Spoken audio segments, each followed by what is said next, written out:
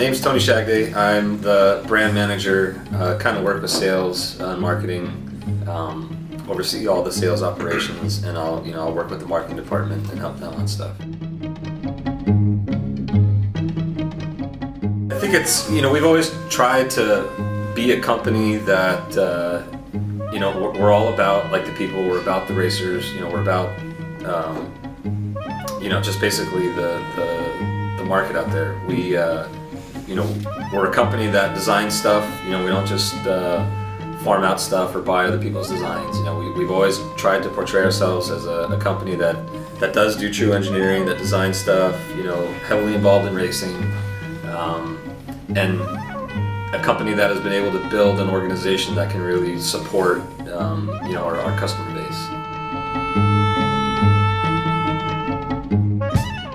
We just crossed over our 15-year anniversary, which was really cool. It took a lot of work to get here, and along the way of those 15 years, we've seen a lot of companies come and go. People that would come out right away and try to do this and that, and spend a ton of money here, or basically like make themselves bigger than what they are, or appear to be bigger than what they are, and eventually just fall by the wayside. So, as far as setting ourselves apart, there's a lot of companies that pop up, a lot of companies that copy stuff, a lot of companies that will make a product just because they care about making the money, and then they can't be there to support the customer. One thing that we always talk about here is how you got to be able to have an organization that can support your customer base. We strive to offer the best customer service. We think that sets us apart from a lot of other companies out there. And then another thing is, you take a tour of the facility, the product engineering, product design, testing, all that stuff. It's actually funny, I was just reading an interview, if you guys want to put this in there or not, but the Speed Hunters interview, I don't know if you guys read that, it came out today, and they had interviewed like Joey Lee from the Chronicles, Catman from FF Squad, Jonathan Wong from Super Street, and who's the other guy? Guy from Bowls. But they were talking about state of the industry and everything, and I think the Honda scene is kind of going through a second revival. There's been so many waves throughout the past years, of, since the 90s or whatever, the early 90s, and it's good right now. I think drag racing is starting to become real popular again on the East Coast.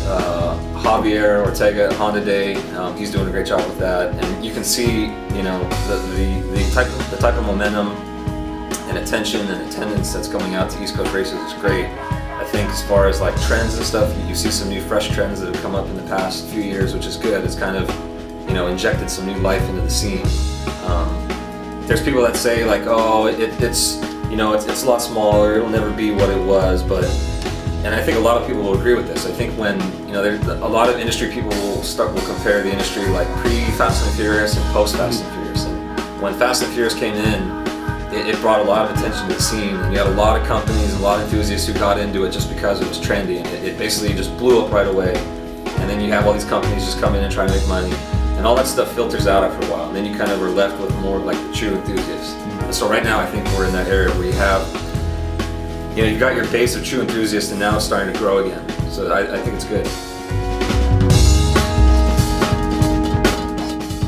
That's definitely always an issue. And it's sad because you have consumers who are really like, I don't think they understand the big picture, and they're like, well, if I can afford this part and basically finish my car with a bunch of cheap parts, why shouldn't I do that? Why should I have to try and work hard to get good parts? And the problem is, that drives out companies that do true design work. You got a company that puts all the money and effort into R&Ding a product, they come out to market, and then if someone copies it and starts taking the potential revenue from it, either A, that company's not going to be around much longer, or they're just going to be like, screw this industry, I'm going to go make stuff for something else. I think initially we came out with it to kind of have just like a higher end product, something to differentiate some of our stuff. We want to have different options for customers. Tuner Series was kind of like the basic product. We want to have an entry-level product for people to get into. Then the Pro Series was stuff where, the customer that just might want a little bit more out of the product, or a bit more of a high-end product.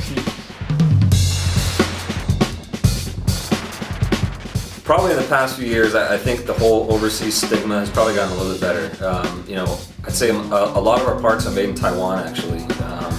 And, you know, we put stuff out on our website kind of addressing, like, parts that are made in Taiwan. I mean, you look at a lot of high-end parts and they come out of Taiwan and China. I think in today's global marketplace, I don't really think it matters where the stuff is made. It's more how you work with the manufacturer, the contractor, what types of quality control programs you have in place. So, I mean, the Apple iPhone is made in China. But then again, you've got, you know, a bunch of, you know, cheap knockoff products that come from China where, you know, it's like they put no effort into like good design or quality control or anything. So, you know, the best stuff can come out of there and the crappiest stuff.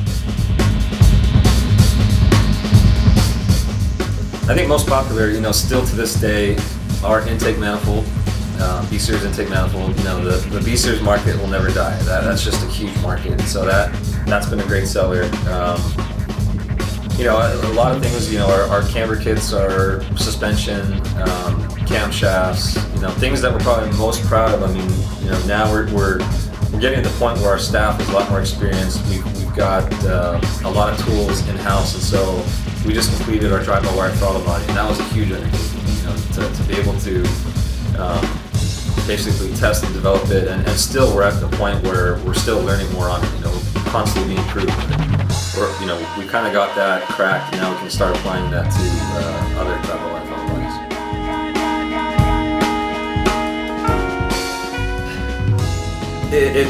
There's kind of two sides to the fence. You know, we might have a good idea, but that idea might be for a small portion of the market. And conversely, we have guys all the time on our site that are like, how come you won't make this part for my car? Like, I've got, you know, so many friends that'll buy it, it would be a great seller, when really it's like, you've got 5 friends. And we've done this before. We've gone out, we've made a product, and, you know, the big loud demand that was there initially, it's like it takes 5 years to get it off the shelf. So we do a lot of research. You know, obviously we want to make a product that's going to sell well. And, you know, we don't want to make, we don't really want to go after products that are just Me Too products. You know, we want to have things that are unique. And so coming up in this year and probably carrying into 2012, we're actually going to have some pretty cool stuff. I think people will be surprised. We're not just one of those companies that only looks at like the new cars that are coming out. You know, we realize the bread and butter of the marketplace is still like the EGDC, EK, you know, EFDA is still in there. We came out with a DA camera kit a few months ago, and that's been a great seller. You know, some companies will be like, why are you guys trying to touch a 1990 to 93 Integra part? But we realize that's, you know, where the market is. That being said, we're going to have some cool products for the B motors coming out soon.